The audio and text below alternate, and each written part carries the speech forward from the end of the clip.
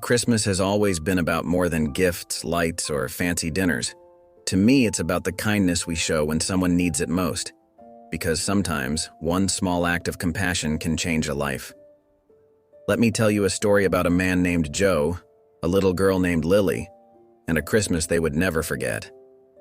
Joe was an elderly man, kind, gentle, but life hadn't been easy for him lately. Once, he had a thriving carpentry business, but hard times hit, and suddenly he found himself struggling to make ends meet. To make matters worse, Joe was raising his granddaughter, Lily, all on his own after losing his daughter a few years back. One cold Christmas Eve, Lily tugged at Joe's coat and whispered, "Grandpa, I'm hungry. When will we eat?" Joe knelt down, hugged her tightly, and said with a warm but shaky voice, "Soon, sweetheart. Grandpa's going to figure it out." But in his heart, he was scared. There was no food left, no money, and worst of all, they were about to lose their home. That evening, as snow fell softly outside, there was a loud knock at the door. Joe's heart sank. It was the landlord, Mr. Harrison, holding an eviction notice. "Joe, you're 2 months behind. I'm sorry, but I need you out by tonight." Joe's voice cracked as he pleaded, "Please, Mr. Harrison. It's Christmas Eve. I just need a little more time. I'll make it right, I promise." But Mr. Harrison, a man focused on his own struggles, shook his head. "I'm sorry, Joe, I don't have a choice." As movers began carrying out what little Joe and Lily had left, Joe held onto an old wooden music box, one of the last things his late daughter had given him. He begged them not to take it, but they did anyway. Meanwhile, from her car, Mr. Harrison's mother, Evelyn, watched everything unfold. She saw Joe standing in the snow, holding Lily's hand, both of them shivering, and something inside her broke. Later that evening, as Mr. Harrison and his mother sat in a warm restaurant, Evelyn couldn't stop thinking about Joe and Lily. "Adam," she said gently, "do you remember what I told you about my hardest Christmas?"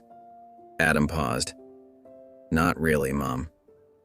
Evelyn smiled faintly, her eyes distant. "You were just a baby back then, and times were rough. I was a single mother, barely surviving on a waitress's salary. One Christmas Eve, we ran out of food. I had no idea how I would keep us going. That night, my landlord came to evict us. I begged him to let us stay. And do you know what he did? He gave us 3 months' rent, free, and asked only one thing, that I promised to help someone else when I could. That one act of kindness changed everything. I found a better job, worked hard, and built the life we have today. All because one person chose compassion over business." Adam sat in silence, his heart heavy. Suddenly, he stood up. "I'll be right back." Back at Joe's house, movers were finishing up when headlights appeared in the driveway. Adam stepped out of his car, breath visible in the cold air. "Stop!" he shouted. "Bring everything back inside." Joe blinked in disbelief. "What's going on?" Adam smiled and knelt down to Lily's level. "You're staying, sweetheart. You and Grandpa aren't going anywhere." Tears welled in Joe's eyes. Why are you doing this?" Adam took a deep breath. "Because sometimes we all need a little help, and when you're back on your feet, just promise me one thing. Pay it forward." Joe hugged Lily tightly, tears streaming down his face. Thank you so much." At that moment, Evelyn arrived, her eyes lighting up. "Joe? Is that you?" It turned out Joe was the very man who had helped Evelyn all those years ago. He was the landlord who had given her that second chance when she needed it most. That night, Joe and Lily joined Adam's family for Christmas dinner. The house was filled with laughter, warmth, and the smell of fresh baked pie. For the first time in years, Joe felt hope again, and as they sat around the table, Evelyn raised a toast.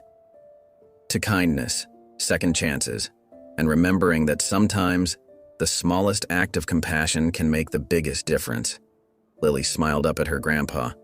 "See, Grandpa, I told you everything would be okay."